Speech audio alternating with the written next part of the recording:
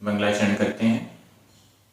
सौवन्नु सौवदंसी निम्मोहा वीराय परमेठी वंदितुति जगवंदा अर्हंता भव्य जीवेहिम। बोलिए श्री खजराट शांतिनाथ भगवान की जय। आचार्य श्री कुंद कुंद स्वामी की जय। आचार्य गुरुवर विद्यासागर जी समय सागर जी महाराज की जय। मुनि पुंगव श्री 108 सुधा सागर जी महाराज की जय। हम सभी बड़े सौभाग्यशाली हैं जो हमें आचार्य कुंद कुंद स्वामी के महान ग्रंथ अट्ठपाहुड़ के अध्ययन का अवसर मिल रहा है। चारित्र पाहुड़ चल रहा है। क्रमशः आज 2 गाथाओं का अध्ययन करेंगे। गाथा क्रमांक 32 और 33।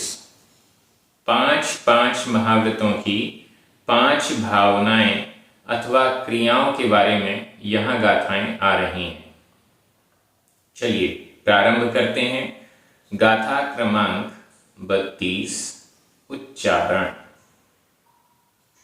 कोह कोह, भय, हास हास, लोहा, मोहा।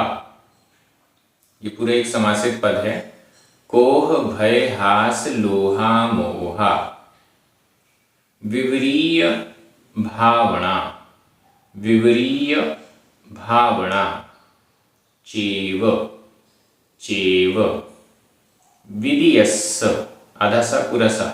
विधियस्स विधियस्स।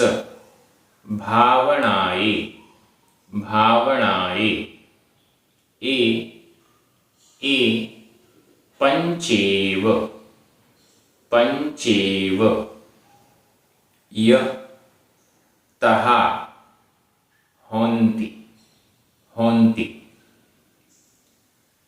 कोह भय हास लोहा, कोह भय हास लोहा।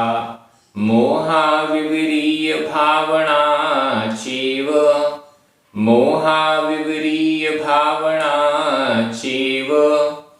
विधियस्स भावनाए विधियस्स भावनाए।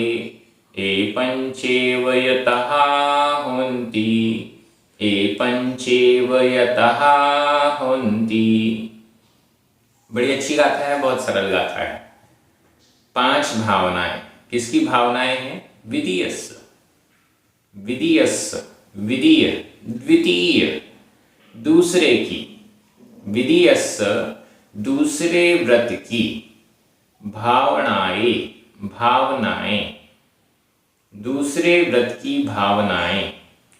दूसरा व्रत कौन सा है? पहला व्रत है अहिंसा महाव्रत। दूसरा व्रत है सत्य महाव्रत। ये जो भावनाएं बताई गई हैं सत्य महाव्रत की भावनाएं हैं। विधियस्स दूसरे की, दूसरे महाव्रत की। भावनाएं भावनाएं, दूसरे महाव्रत की भावनाएं हैं। ए यानी ये जो बताई जा रही हैं ऊपर वाली लाइन में जो बताई जा रही हैं ये पंचेव। संधि विच्छेद कर लीजिए। पंच प्लस एव, छोटा आ और ए की मात्रा, आ का लोप हो गया, ए शेष रह गया। पंचेव 5 ही। ये पंच 5 एव ही। विधियस्स भावनाएं दूसरे की, दूसरे महाव्रत की, सत्य महाव्रत की। भावनाएं होन्ति होती हैं, होन्ति होती हैं। यह और को हम बीच में कहीं लगा देंगे। तथा तथा को सबसे आगे लगा दीजिए। तथा ये 5 दूसरे व्रत की भावनाएं होन्ति होती हैं। मेन बात समझ में आ गई। सत्य महाव्रत की 5 भावनाएं इस गाथा में बताई गई हैं। अब वो 5 भावनाएं कौन सी हैं? ऊपर वाली लाइन में चलते हैं। कोह क्रोध, भय, भय यानी डर, हास, हास्य, लोह, लोहा, लोह, लोभ, मोहा, मोह। ये 5 हो गए, क्रोध, भय, हास्य, लोभ और मोह। साथ में अब क्या करना है इनको? क्रोध करना है या भय डर करना है, हंसी मजाक करना है, क्या करना है? विवरीय भावना, सभी 5 के साथ। विवरीय भावना, विवरीय विपरीत भावना, इनसे विपरीत भावना करना। क्रोध मतलब गुस्सा। अब क्रोध की विपरीत भावना, क्रोध नहीं करना। भय यानी डर, डर की विपरीत भावना, डर नहीं करना। हास, हास्य, हंसी मजाक, हास्य की विपरीत भावना, हंसी मजाक नहीं करना, किसी की हंसी नहीं उड़ाना। लोभ, लोभ, लोभ की विपरीत भावना, लोभ लालच नहीं करना। और मोह, मोह की विपरीत भावना। ये 5 चेव, चेव का भी संधि विच्छेद कर लीजिए। च प्लस एव, च में छोटा आ और आ के साथ ए मिला तो अ का लोप हो गया, ए शेष रह गया। चेव और एव यानी ही, और ही। तो क्रोध की विपरीत भावना यानी क्रोध नहीं करना, क्रोध करने से बचना, तब जाकर ये सत्य महाव्रत की भावना होगी। क्योंकि गुस्से में व्यक्ति जो बोलता है वह असत्य ही बोलता है। फिर से सुन लीजिए, गुस्से में जो भी व्यक्ति कुछ भी बोल रहा है वह असत्य ही है, क्योंकि वह नुकसानदायक है। भले किसी को सत्य भी बोले, गुस्से में कुछ उटपटांग भी बोले, कई बार गुस्से में ऐसी बातें भी निकलती हैं जो हम छुपा के रखे हुए हैं, लेकिन गुस्सा आया तो बोल दी। इन सभी वाक्य जो क्रोध में निकल रहे हैं वो सारे वाक्य असत्य की कोटि में आते हैं, क्योंकि इससे नुकसान ही होने वाला है। इसलिए अगर हमें सत्य महाव्रत का पालन करना है, सत्य महाव्रत को दृढ़ करना है, और श्रावकों की दृष्टि से बोलें, यदि हमें सत्य अणुव्रत का पालन करना है तो भी हमें क्रोध से बचने का प्रयास करना चाहिए। विवरीय भावना, विपरीत भावना, क्रोध से विपरीत अक्रोध, क्रोध नहीं करना, ऐसा हमें करना चाहिए। क्रोध से बचने का प्रयास करना चाहिए। क्रोध की जो जो अवस्थाएं बन रही हों उनसे दूर हो जाना चाहिए, या उन अवस्थाओं को भी सहन कर लेना चाहिए और उसे प्रकट नहीं करना चाहिए। तो यह है क्रोध की विपरीत भावना। ये पहला। भय, डर, डर के कारण भी व्यक्ति असत्य बोलता है।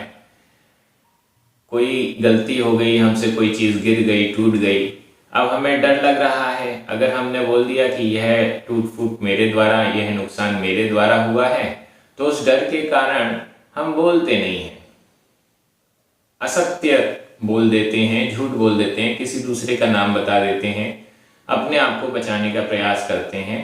भय के कारण भी असत्य बोला जाता है। निर्भय व्यक्ति सत्य बोलता है। इसलिए भय की विपरीत भावना निर्भय होना, अभय होना, डरना नहीं, डरपोक नहीं होना। हमें डर से भी दूर रहना चाहिए। क्या हो जाएगा अगर हम सत्य बता देंगे कि हाँ हमसे ही गलती हुई है, तो हो सकता है कि हमें थोड़ा बहुत डांट पड़ जाए, कोई नुकसान उठाना पड़ जाए, लेकिन हमें उस चक्कर में असत्य नहीं बोलना चाहिए। तीसरा नंबर है हास्य। हंसी मजाक में भी बहुत असत्य बोला जाता है। जो आजकल अप्रैल फूल बनाने की चीज़ें चल रही हैं, दूसरों को प्रैंक करने की चीज़ें चल रही हैं, बहुत सारी और भी चीज़ें हंसी मजाक में पता नहीं क्या वो पटांग बोलते रहते हैं हम सभी, वो नहीं होना चाहिए।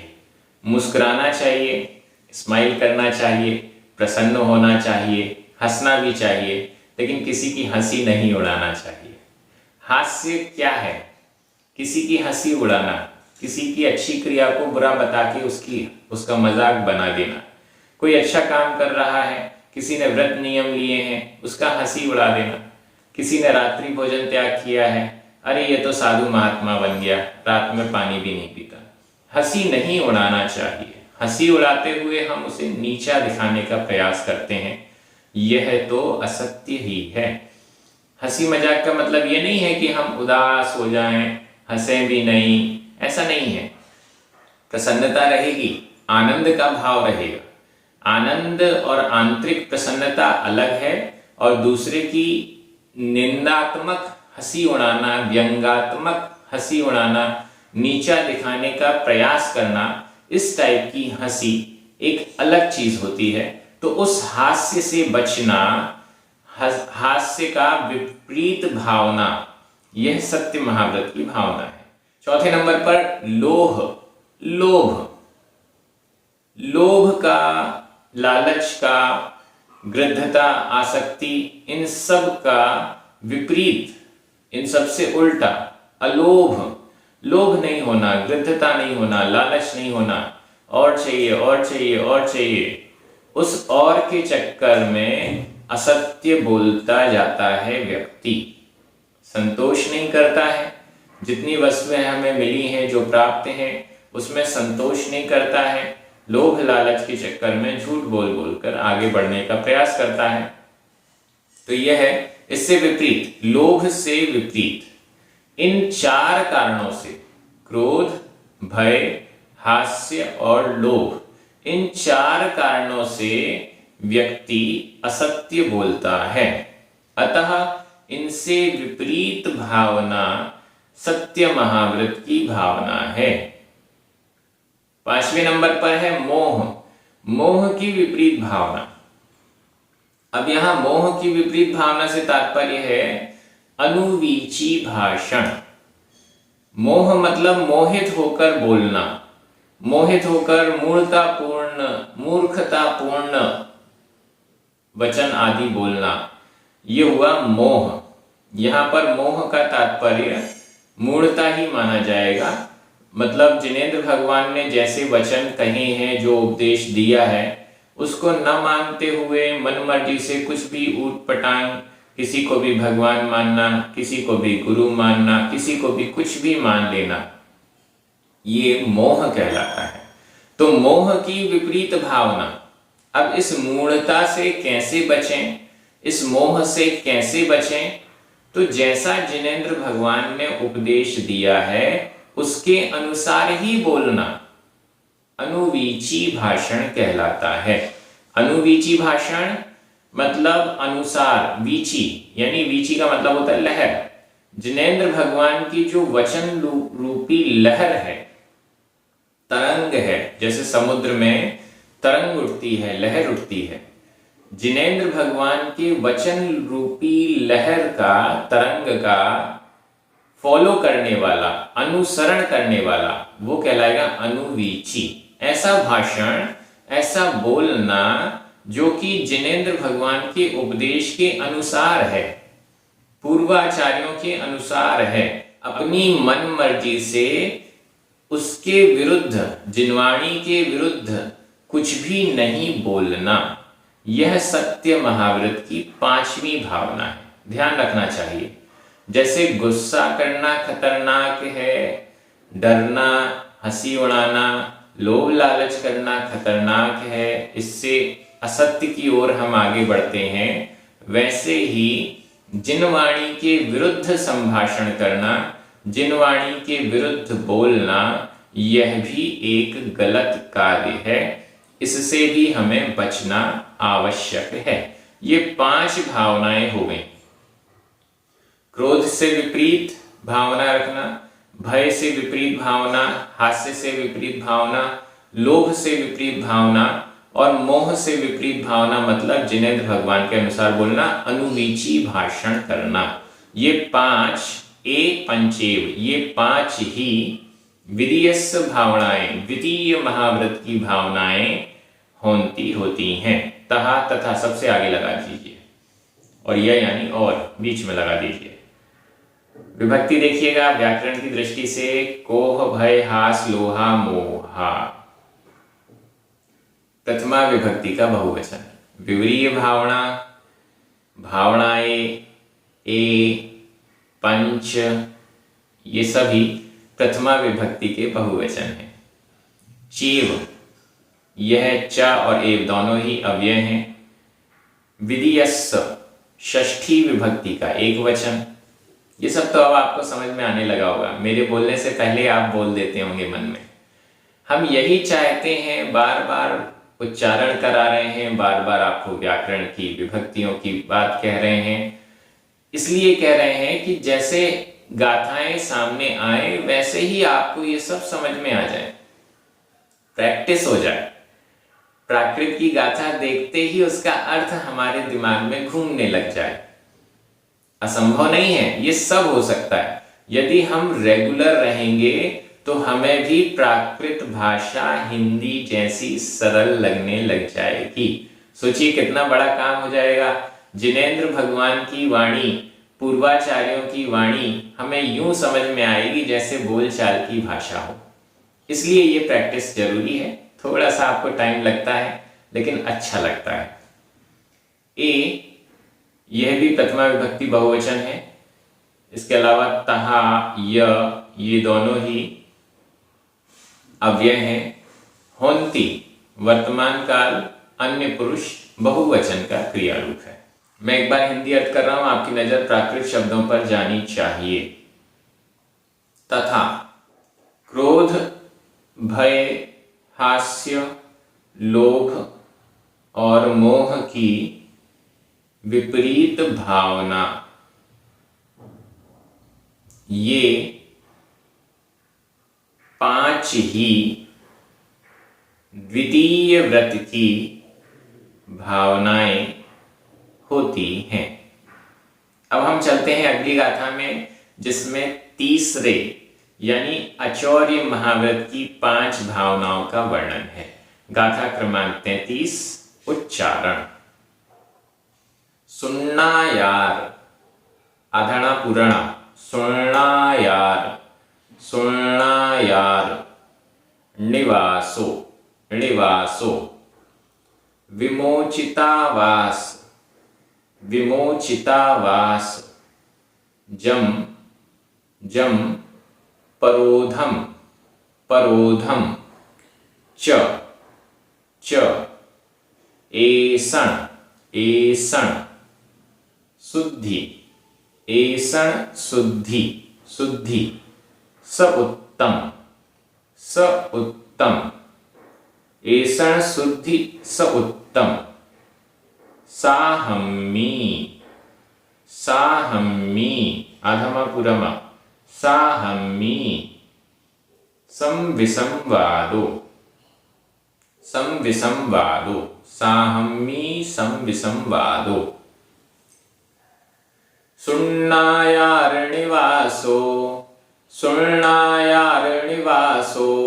विमोचितावास जम्परोधं च, विमोचितावास जम्परोधं च। एषण शुद्धि स उत्तम, एषण शुद्धि स उत्तम।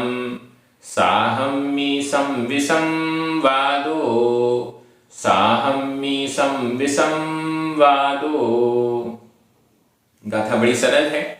तीसरा महाव्रत अचौर्य महाव्रत। इस अचौर्य महाव्रत की ये 5 भावनाएं हैं। कौन कौन सी 5 हैं? पहला, सुन्नायार्णिवासो, ये पहली भावना हुई। विमोचितावास, दूसरी भावना। परोधम, तीसरी भावना। एषण शुद्धि स उत्तम, चौथी भावना। साहम्मी संविसंवादो, ये 5वीं भावना। ये 5 भावनाएं हैं। और आप कहें तो व्याकरण अभी से बता देता हूं, सब में प्रथमा विभक्ति का एक वचन है, च अव्यय है। अब चलिए, सुन्नायार्ण्यवासो। अचौर्य महाव्रत क्या था? चोरी नहीं करना। चोरी नहीं करना मतलब किसी की गिरी पड़ी भूली कोई भी कैसी भी वस्तु है उसको उठाकर रख लेना या उठाकर कहीं और रख देना, बिना अनुमति के ले लेना इत्यादि, ये सब चोरी है। चोरी नहीं करनी है। अब चोरी ना हो उसके लिए क्या भावना है, क्या सावधानी है, क्या क्रियाएं हैं, वो हम देख रहे हैं। सबसे पहला, सुनना यार निवासो। मुनि महाराज हैं। अब वो निवास घर तो उनका है नहीं, क्योंकि वो गृह त्याग कर चुके हैं। वो एक स्थान पर लंबे समय तक रुकते भी नहीं, इधर से उधर उनका विहार होता रहता है। जब वो विहार करते हैं तो रात्रि विश्राम कहीं तो उन्हें करना पड़ता है। अब इस रात्रि विश्राम के समय पर वो कहाँ रुकेंगे, कैसी जगह पर रुकेंगे कि उनका चोरी का दोष उनको ना लगे। सबसे पहला है सुनना यार निवासो। सुनना यार, संधि विच्छेद कर लीजिए। सुर्ण, आधाना पुराणा, सुर्ण। आयार, ण में छोटा आ और आयार का बड़ा आ, छोटा आ और बड़ा आ मिलकर बड़ा आ हो गया। शून्य आगार। शून्य, शून्य यानी जीरो। हमारे ग्रंथों में स्वर्ण शून्य जीरो मिलता है, लेकिन यहां स्वर्ण का अर्थ है जीरो, खाली। आगार, आगार मतलब घर, खाली आवास स्थान। ऐसा आवास स्थान जो कि शून्य, शून्य है, खाली है, जिसमें कोई भी नहीं है। शून्य, खाली। आयार, आगार, निवास स्थल। ऐसे शून्य आगार में निवासो, निवास करना। मुनि महाराज ऐसे स्थान पर निवास करते हैं, जंगल है, खाली गुफाएं हैं, वृक्ष की कोटर है, बड़े बड़े वृक्ष होते हैं उसमें कोटर बनी हुई होती है। तो इन सब में शून्यागार निवास। शून्य आगारों में, या कोई ऐसा घर है जो शून्य है, खाली है, शून्य आगार में निवास करना, खाली निवास स्थल में रुकना, निवास करना, ये सबसे पहली भावना। जो शून्य है, गुफाएं आदि बनी हुई हैं, अब उनका कोई स्वामी नहीं है, इसलिए बिना पूछे वहां पर वो निवास करते हैं। इसीलिए कई राजा महाराजा या अन्य श्रावक गण जगह जगह पर गुफाएं बनवाते थे, जिससे कि हमारे मुनि महाराज वहां पर तपस्या कर सकें, वहां पर रुक सकें और धर्म ध्यान कर सकें। ऐसी कई गुफाएं आपको मिलेंगी जो बहुत सुंदर सुंदर है। वहां जिन प्रतिमाएं भी हैं और वहां पर मुनि महाराज अपनी तपस्या आदि किया करते थे। शून्यागार निवास, शून्य आगार में निवास करना। दूसरा है विमोचित आवास। यहां भी संधि विच्छेद कर लें। विमोचित, त में छोटा आ, आवास, छोटा आ और बड़ा आ मिलकर बड़ा आ हो गया। विमोचित आवास, ऐसे आवास, ऐसे स्थल पर रहना जो विमोचित है, छोड़ा हुआ है। पहले इसका स्वामी था, लेकिन किसी कारणवश वो इस स्थान को छोड़कर चला गया। विमोचित, विमोचित यानी छोड़ा हुआ। अब वो इसका स्वामी नहीं है, वो इसको छोड़कर चला गया है। जो आए इसमें रुक सकता है, वह विमोचित आवास कहलाएगा। पहला तो है शून्य आगार निवास, मतलब ऐसा स्थान जिसका कोई स्वामी है ही नहीं, वह हुआ शून्य आगार। दूसरा हुआ विमोचित आवास, ऐसा निवास स्थल जिसको उसका स्वामी विमोचित कर चुका है, छोड़ चुका है, छोड़ा हुआ। विमोचित, छोड़ा हुआ आवास दूसरे नंबर का हो गया। तीसरा जम, जो परोधम, परोध वाला हो, मतलब कोई दूसरा व्यक्ति भी आए तो उसे हम ना रोकें। पर यानी दूसरा, दूसरा व्यक्ति। परोधम, यहां परोधम का अर्थ है दूसरे व्यक्ति को उपरोध नहीं करना, रुकावट नहीं करना। जिस स्थल में मुनि महाराज रुके होते हैं, उस स्थल में, वो उस गुफा में, उस वृक्ष की कोटर में कोई दूसरा जीव आता है तो उसे भगाते नहीं। कोई दूसरा व्यक्ति आता है तो उसे भगाते नहीं। क्यों? अगर भगाएंगे, ये तो मेरी स्थान है, ये तो मेरी सीट है। जैसे हम बस में, ट्रेन में क्या करते हैं, रिजर्वेशन नहीं है, हम अपनी सीट पर बैठ जाते हैं। अब ये तो मेरी सीट है, अब मैं इसमें किसी को बैठने नहीं दूंगा क्योंकि मुझे बैठना है। ये उपरोध नहीं करना। तो परोधम, उपरोध नहीं करना, दूसरे को रुकावट पैदा नहीं करना, दूसरे को रोकना नहीं। अगर हम दूसरे को रोक रहे हैं, इसका मतलब हम उस स्थान के स्वामी बन गए। अगर हम दूसरे को रोक रहे हैं तो इसका मतलब है हम उस स्थान के स्वामी बन गए और अब हमने उस स्थान की चोरी कर ली है, ऐसा माना जाएगा। इसलिए जिस स्थान में मुनि महाराज रुके होते हैं वो किसी दूसरे को स्वयं उससे रुकावट नहीं करते। दूसरा भी व्यक्ति रुकना चाहे तो वह रुक सकता है। जम यानी जो, परोधम परोध वाला है, मतलब दूसरों को रुकावट करने वाला नहीं है। च और ऐषण शुद्धि स उत्तम। ऐषण शुद्धि, ऐषणा शुद्धि, ऐषणा समिति से जो शुद्ध है, स उत्तम, युक्त, संयुक्त, सहित, ऐषण शुद्धि से जो सहित है, ऐषणा समिति पूर्वक जो शुद्ध आहार ग्रहण करता है। आहार ग्रहण को यहां कहां ले रहे हैं? चोरी के प्रसंग में। मुनि महाराज आहार ग्रहण करने के लिए गृहस्थों के घर में परिधान पूर्वक जाते हैं। अब वहां पर यदि वो आहार ग्रहण कर रहे हैं, ऐषणा शुद्धि पूर्वक आहार ग्रहण नहीं कर रहे हैं, तो यह भी चोरी मानी जाएगी। ऐषणा समिति के अनुसार जो शुद्ध आहार की विधि है, उस शुद्ध आहार को ग्रहण करना, जो भी आहारचर्या के दोष हैं उनका दोषों से बचकर, अंतरायों से बचकर आहार ग्रहण करना, ऐषणा शुद्धि पूर्वक आहार ग्रहण करना, यह भी अचौर्य महाव्रत की भावना है। अगर ऐषणा शुद्धि का ध्यान नहीं रखा गया तो चोरी मानी जाएगी। जो विधि है, सही विधि है, उस विधि के अनुसार नहीं यदवा तदवा किसी भी प्रकार से आहार ग्रहण कर लेना, वह चोरी मानी जाएगी। अगर किसी ने, दातार ने वह आहार की वस्तु आपकी अंजलि में नहीं रखी और आप उस आहार की वस्तु को स्वयं उठाकर ग्रहण कर लिए, चोरी मानी जाएगी।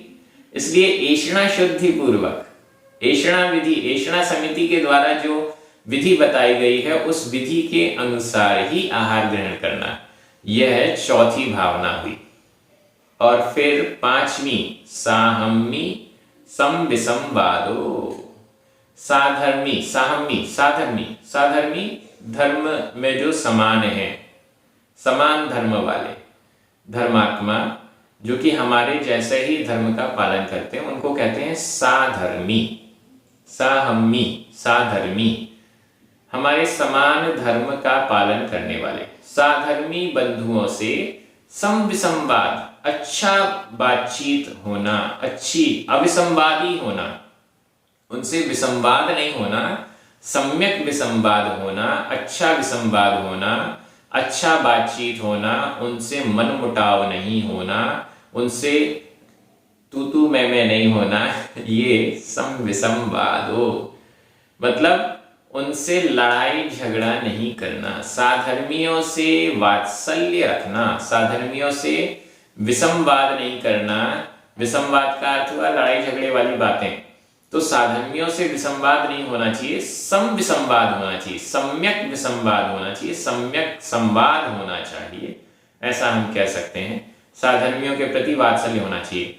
ये 5 भावनाएं हैं, अगर इनका पालन करेंगे तो चोरी से बचेंगे, ऐसा आचार्य कुंद कुंद स्वामी कह रहे हैं। हमें भी प्रयास करना चाहिए। हालांकि ये शून्यागार निवास, विमोचितावास इत्यादि ये तो हमसे नहीं हो पाएगा, क्योंकि हम तो गृह त्यागी है ही नहीं, हमारा तो घर है। लेकिन फिर भी जब हम घर से बाहर कहीं पर जाते हैं तो हमें ऐसा आचरण करना चाहिए जो दूसरों को हम बाधा ना पहुंचाएं, दूसरों को हम डिस्टर्ब ना करें, ऐसा हमें थोड़ा बहुत सोचना चाहिए। ऐषणा शुद्धि, भोजन व्यवस्था तो हमारी भी शुद्ध होना चाहिए।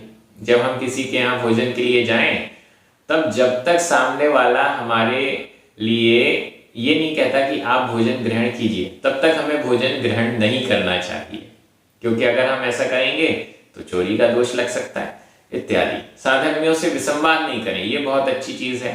हमारे जो साधर्मी है उनसे हमारा बोलचाल अच्छा होना चाहिए। राग द्वेष, लड़ाई झगड़े टाइप के, तू तू मैं टाइप नहीं होना चाहिए। ये हमारे लिए बहुत अच्छी चीज है।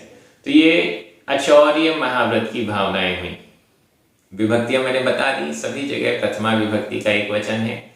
च, यह अव्यय है और अर्थ भी एकदम सिंपल है। मैं एक बार हिंदी में करता हूं, आपकी नजर प्राकृत शब्दों पर चली जाएगी। शून्यागार निवास, विमोचित आवास, छोड़ा हुआ आवास, जिसमें दूसरे को रुकावट नहीं हो, ऐसा निवास स्थल। ऐषणा शुद्धि से संयुक्त, सहित और साधर्मियों से अविसंवाद, ये 5 भावनाएं अचौर्य महाव्रत की हैं। आगे की जो गाथाएं आएंगी उनमें भी बहुत अच्छा वर्णन हमें मिलने वाला है। एक भी गाथा मिस मत कीजिएगा।